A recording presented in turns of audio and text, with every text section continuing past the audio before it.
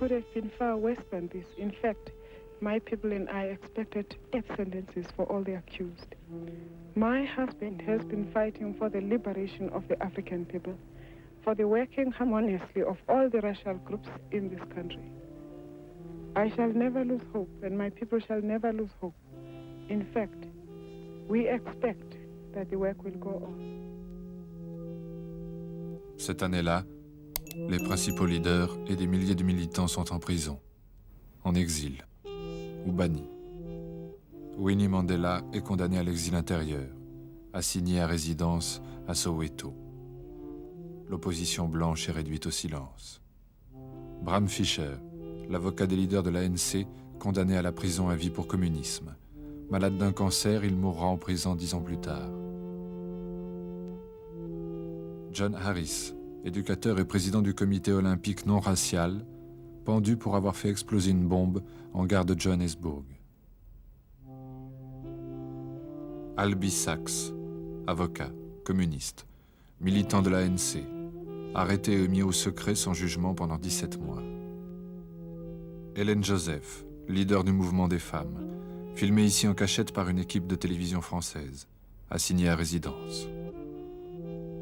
Le pasteur Lonnie Clerg, condamné pour hérésie par un tribunal ecclésiastique pour avoir admis des Noirs dans son église.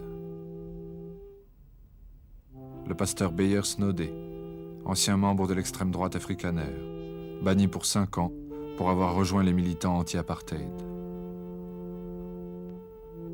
Hélène Suzman, membre du Parti progressiste, reste au Parlement, la seule voix de l'opposition démocratique.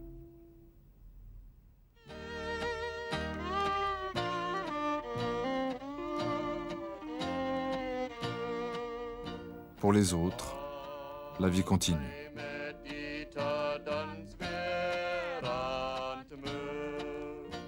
Chacun chez soi. Chacun chez soi et chacun à sa place.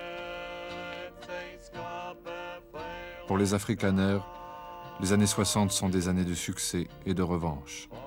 Grâce à l'apartheid, on est devenu riche. On est maintenant comme les Anglais. On est fier de sa maison. On parle de boom économique. Rugby, barbecue, soleil et Chevrolet, disent les publicités.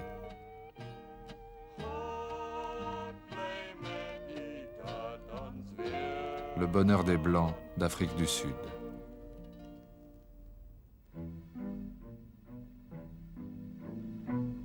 À cette époque, un cinéaste anglais filme clandestinement la réalité interdite. La réalité à l'écart des Blancs, le monde à part. Les foyers des travailleurs, dont les familles vivent loin dans les réserves.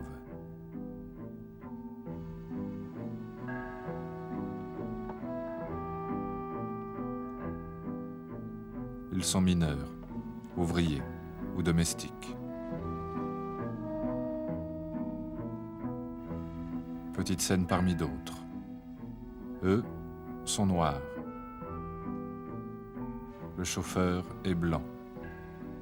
Il ne s'arrête jamais. 15 heures de travail par semaine en plus pour les Noirs, mais des salaires 16 fois moins élevés. Les plus privilégiés ont le droit de vivre dans les townships, ces gigantesques cités construites pour eux à proximité des villes et des zones d'emploi. Mais ces cités sont insuffisantes. Alors les autres, tous les autres, tous ceux qui veulent pouvoir vivre avec leur famille et à proximité de leur lieu de travail, s'entassent illégalement dans les bidonvilles surpeuplés. awazibamba juthi maxaka wamteka mgonye bomva vese kweqeliphantsi ezantsi ethekwini madoda ngoba kunzima nxa sendifikile uphina bukhona madoda hayi ngilapha egoli madoda kwenzani na ngisafuna uthetha iindaba zomhlaba hathi amanye amadoda ngakhe nebuza ufoster nomathanzima ufoster uthi pastex passport kumzuzu singamasa hayi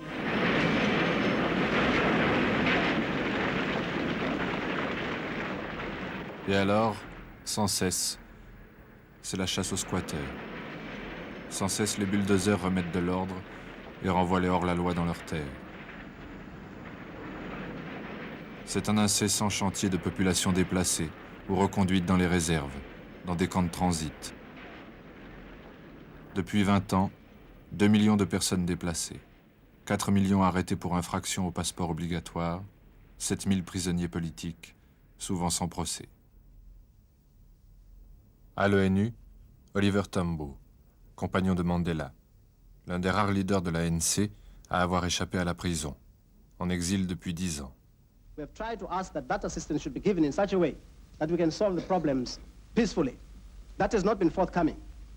And we are continuing to try and solve the problems with the methods that are available to us. And the stage that has been reached is that the methods that are available to us now are those which we have tried to resist over a long period of time. They are the methods of violence. This is what we are facing and have decided to face. Because the worst of all horrors in the world is to live forever as a slave, as a hated, despised, subhuman. And this we reject. Mais au Conseil de sécurité de l'ONU, on est divisé. Les USA, la Grande-Bretagne et la France, condamnés par l'Assemblée générale pour continuer à faire des affaires avec le régime sud-africain, s'opposent à son exclusion.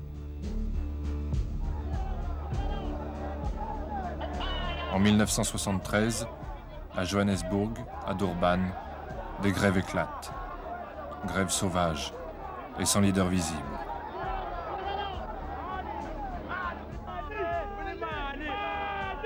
Ne pas parler.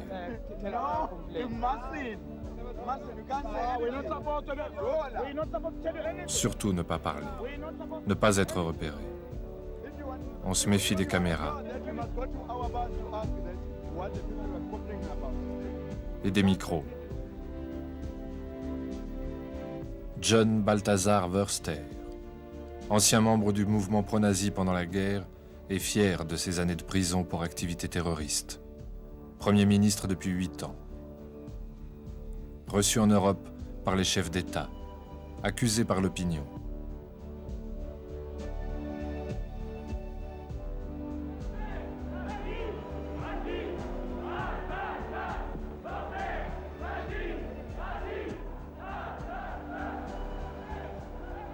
Il est aussi boycotté par l'Assemblée générale de l'ONU, qui refuse de l'écouter, se lève et quitte la salle. Un gouvernement qui ne représente que 15% de la population ne représente pas le pays légal. We have every right to maintain our identity as whites. And at the same time, we grant the coloureds their identity, we grant the Indians theirs, and we grant the blacks theirs.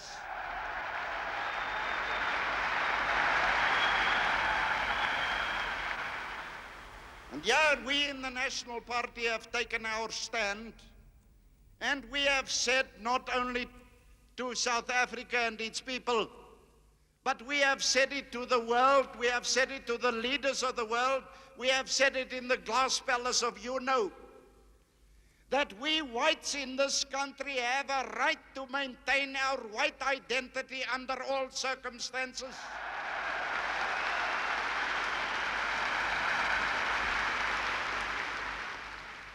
The laws and the regulations applicable to South Africans will not be made in the glass house of UNO. It will be made in the parliament in Cape Town. Fin 74, l'Afrique du Sud est finalement exclue de l'Assemblée générale des Nations unies et renvoyée dans son lager. Révolution des œillets au Portugal. Les anciennes colonies, le Mozambique et l'Angola, à la frontière nord de l'Afrique du Sud, sont maintenant abandonnés aux Noirs, aux communistes et aux Cubains. La contagion gagne la Rhodésie. Noirs et rouges encerclent le lager. En Namibie, des rebelles réclament l'indépendance. Il faut desserrer les taux communistes. Il faut soutenir les guérillas qui luttent au Mozambique et en Angola contre les nouveaux régimes, détruire les rebelles en Namibie.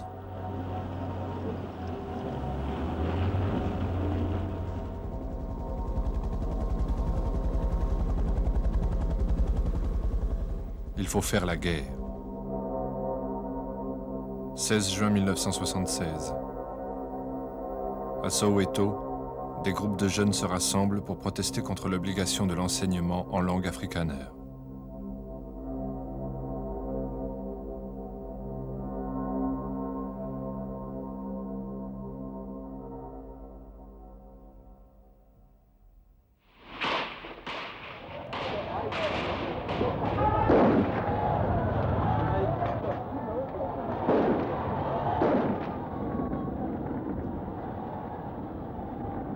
« 23 morts, 220 blessés. »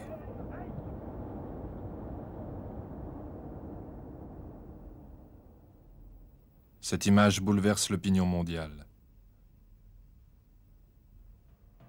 Le massacre des enfants aux mains nues de Soweto enflamme les townships. C'est l'émeute. Le 28 août, à Soweto, la violence gagne les foyers de travailleurs zoulous.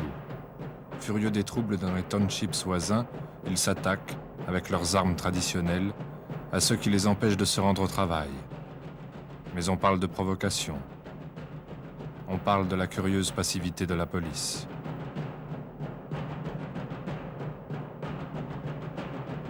On parle aussi de voitures, d'où l'on a vu des blancs tirer sur de simples passants.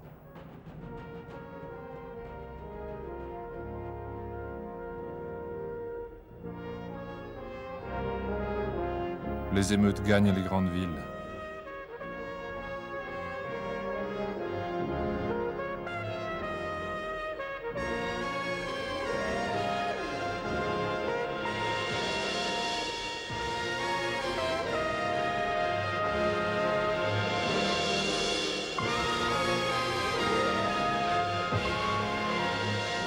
Elle dure 8 mois.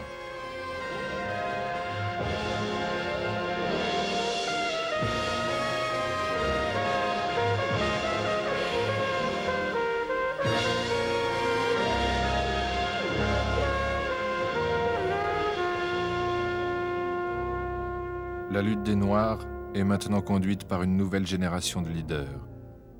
Steve Biko est le plus populaire de tous. Étudiant en médecine, il fait partie d'une génération qui a dû vaincre tous les murs de l'apartheid pour accéder aux études supérieures. Une génération instruite par l'œuvre de Fanon, par le mouvement du Black Power et par l'exemple des Black Panthers dans les ghettos américains. Une génération qui rompt avec la tradition non violente des mouvements précédents. Now, the line that BBC adopts is to explore as much as possible non-violent means within the country, and that is why we exist. But there are people, and there are many people, who have despaired of the efficacy of non-violence as a method. They are of the view that the present nationalist government can only be unseated by people operating a military wing. Any changes which are to come can only come as a result of a program worked out by black people. And for black people to be able to work out a program, they need to defeat the one main element in politics which was working against them, and this was a psychological feeling of inferiority. We don't believe, for instance, in the so-called guarantees for minority rights, because guaranteeing minority rights implies the recognition of portions of the community on a race basis. We believe that in our country there shall be no minority, there shall be no majority, there shall just be people. And those people will have the same status before the law, and they will have the same political rights before the law. So in a sense, it will be a completely non-racial egalitarian society. 8 mois après cet entretien, Steve Biko est arrêté et meurt pendant ses premiers jours de détention.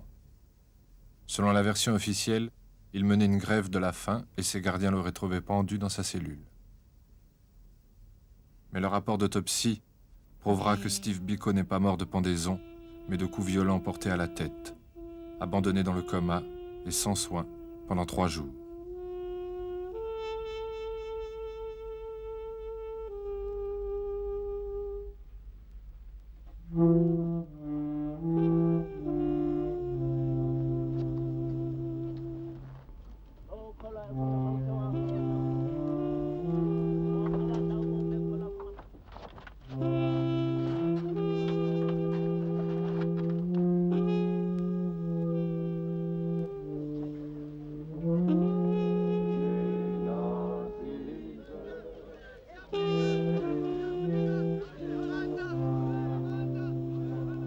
15 000 personnes accompagnent les funérailles de Steve Biko et chantent Nkosi Sikelele Afrika, que Dieu bénisse l'Afrique, le chant des nationalistes noirs.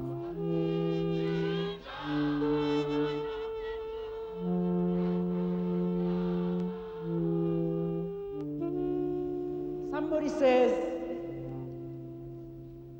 there is no greater force in this whole world than an idea whose time has arrived. An idea whose time has arrived. And that idea, ladies and gentlemen, is black consciousness, which is going to free the black man from the shackles of white imperialism, white slavery, white oppression. Power!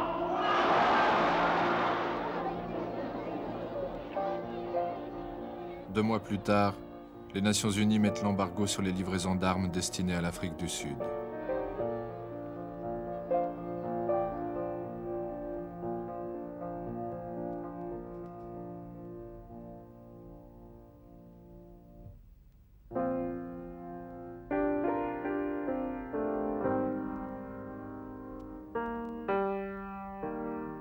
En 1978, les chiffres officiels font croire que 19 millions de Noirs vivent dans les réserves. Ils n'y sont en réalité que 9 millions. Tous les autres vivent à proximité des zones d'emploi, dans les townships et les bidonvilles. Car dans les réserves, il n'y a rien.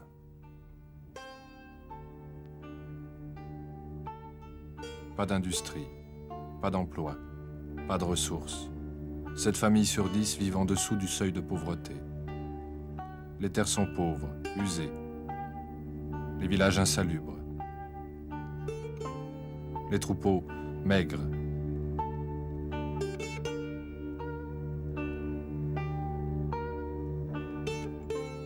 Dans certaines réserves, la moitié des enfants meurent de malnutrition avant l'âge de 5 ans. Ailleurs, la moitié n'atteint pas l'âge de 10 ans.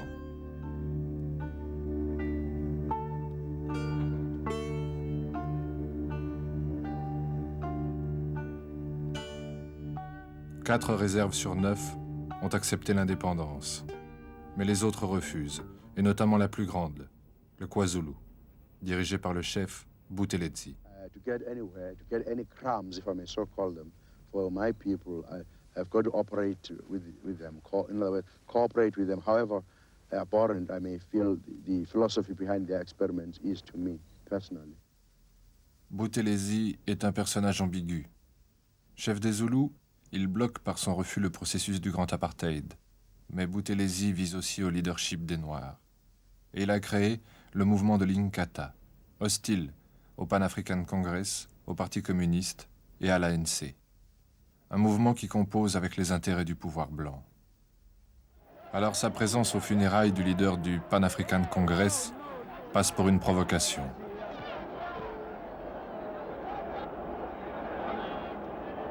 La foule mécontente l'entoure. Regardez. Pour le dégager, son garde du corps sort un revolver et tire. Cette image sera largement diffusée par la presse, avec un titre « De quel côté du revolver êtes-vous » Cette scène annonce la guerre violente qui opposera 10 ans plus tard l'ANC et l'Inkatha, Buthelezi et Mandela.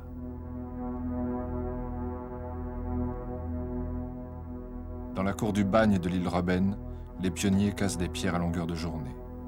Pour rien. Nelson Mandela et Walter Sisulu sont là depuis 16 ans. Cette année-là, John Vorster propose à Mandela la liberté, à condition de vivre dans la réserve indépendante du Transkei. Mandela refuse. Il n'y a pas de liberté dans l'apartheid. Cette année-là, les Nations Unies renforcent l'embargo sur les livraisons d'armes et recommandent le boycott des livraisons de pétrole, le boycott des échanges économiques, sportifs et culturels. John Vorster est encerclé. We live in difficult and troublous times. It is so that South Africa at the moment is faced with a mandatory arms boycott. There are those in the world outside who believe that with this mandatory arms boycott, they can bring South Africa to its knees. South Africa not only saw it coming, but South Africa made provision to be self-sufficient as far as these armaments are concerned. John Vorster doit aussi affronter à l'intérieur la pression des milieux d'affaires, qui réalisent combien le système du grand apartheid freine le développement économique. Un scandale qui révèle son utilisation de fonds publics pour corrompre la presse crée l'occasion de le lâcher. John Vorster, au pouvoir depuis 12 ans, arrive au bout du chemin. Il faut changer d'homme pour changer de politique. Le 9 septembre, Pete Botha, ministre de la Défense depuis 12 ans, remplace Vorster et devient Premier ministre. On le dit dur et coriace. Il a commencé sa carrière au service d'ordre des campagnes électorales. On le surnomme Pete la Gâchette. À côté de lui, Connie Mulder, ministre de l'Information. Impliqué lui aussi dans le scandale, il sera contraint de démissionner quelques semaines plus tard. Derrière lui, à demi caché, un jeune ministre attend son heure, Frédéric de Klerk. Pete Botha est l'homme des militaires. Ce qu'ils attendent de lui, c'est une stratégie globale contre la menace communiste, à la fois dans les townships et en Angola, au Mozambique et en Namibie. We believe that we are indispensable to the free world. We believe that without us, the free world cannot retain its strength.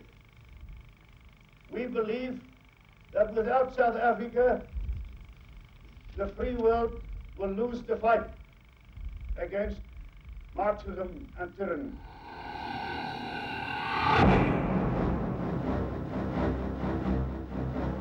À l'avant-garde de la lutte mondiale contre le communisme, Botha peut enfin utiliser les moyens qu'il a développés depuis 12 ans comme ministre de la Défense.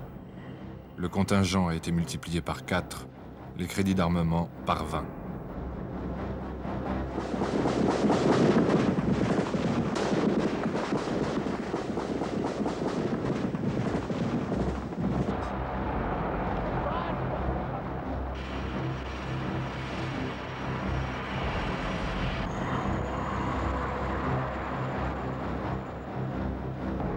À la frontière nord, la guerre.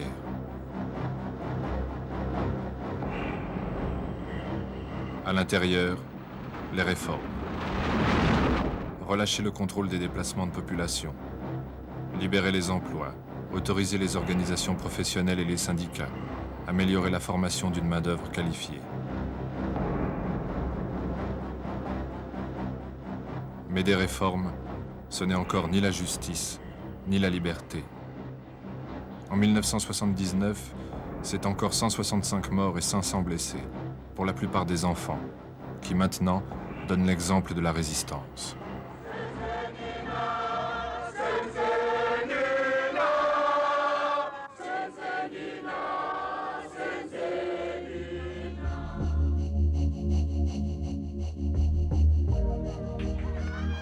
« 22 mai 1980, au Cap. 100 000 élèves noirs, métis, indiens, manifestent contre la ségrégation scolaire et la mauvaise qualité de l'enseignement et décident de boycotter les écoles.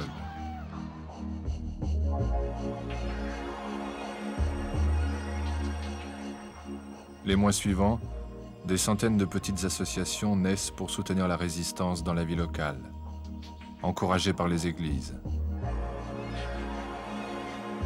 We know we shall overcome oppression.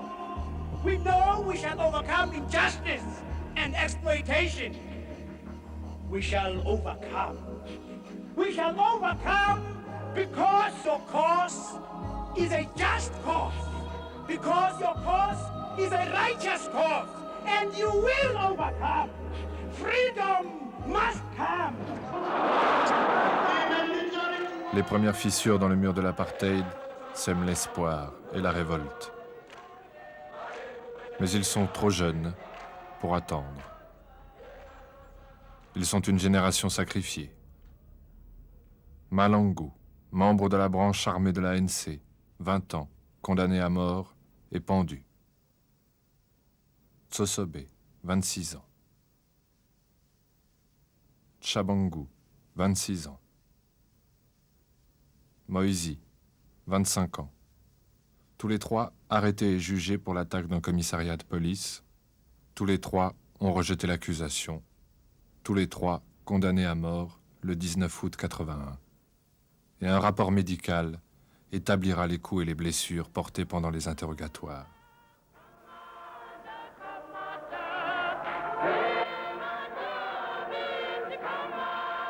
Le jour de l'exécution, devant la prison de Pretoria, la famille et les amis chantent.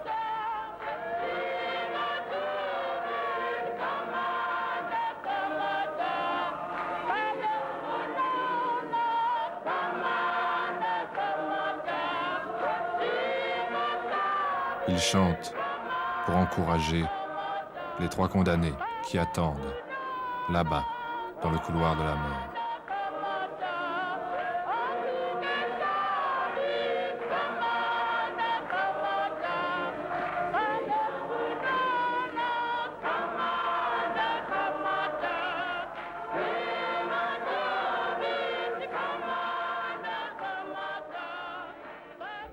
Les femmes, plus fortes encore et plus invincibles après l'exécution de leur fils.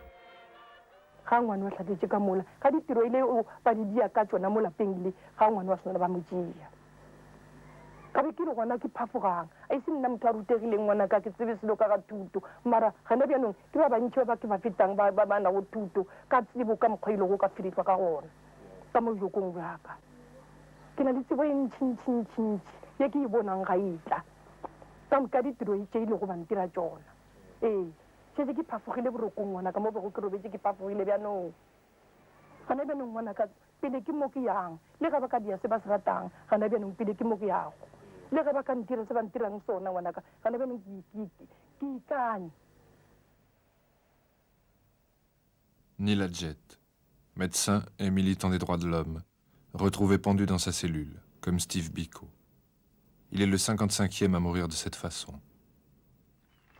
Prise au piège entre réforme et répression, Botha, en 1983, propose une nouvelle constitution. We have a country of minorities. There is a white minority. And within that white minority, we have also other minorities. There's a colored minority. There are black minorities. There's an Indian minority. We are a country of minorities. And any government with its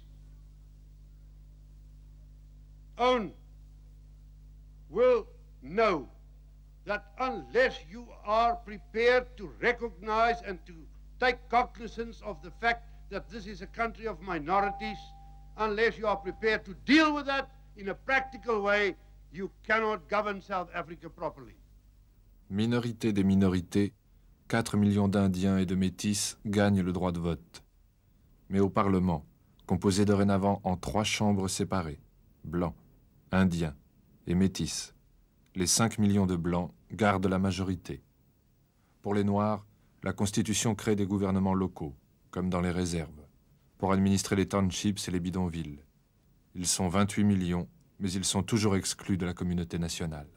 We want all of our rights, not just a few token handouts here and there that the government sees fit to give. We want all of our rights. We want all of our rights, and we want them here in a united, undivided South Africa. We want all of our rights, and we want them here, and we want them now. Le 20 août 1983, les représentants de plus de 600 organisations locales d'action sociale et de résistance acclament les vétérans des années 50. Hélène Joseph, Frances Bra,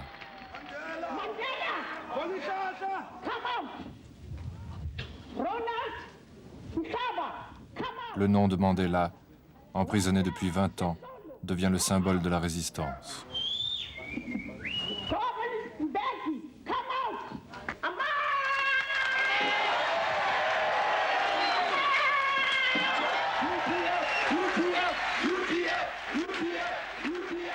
Ce jour-là, il crée le Front démocratique unifié, l'UDF, mouvement non violent, pour s'opposer à la nouvelle constitution et dénoncer le mensonge des réformes.